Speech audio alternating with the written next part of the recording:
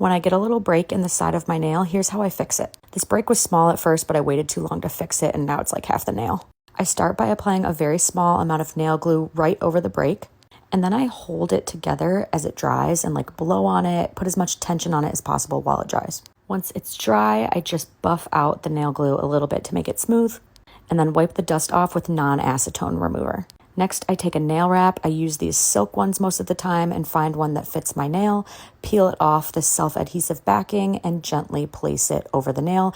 Make sure it reaches both edges of the nail completely.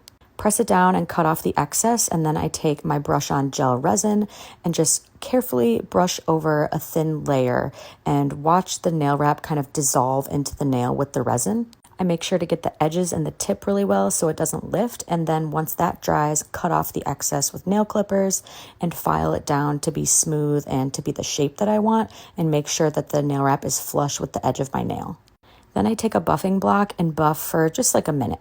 Finally, I do one more layer of resin, another thin, even layer, making sure to get all of the edges and the tip really well. Wait for that to completely dry, and then go in again with the buffing block, but this time buff until it's completely smooth to the touch. Clean it up with non-acetone remover. Don't use acetone because that's what takes the nail wrap off.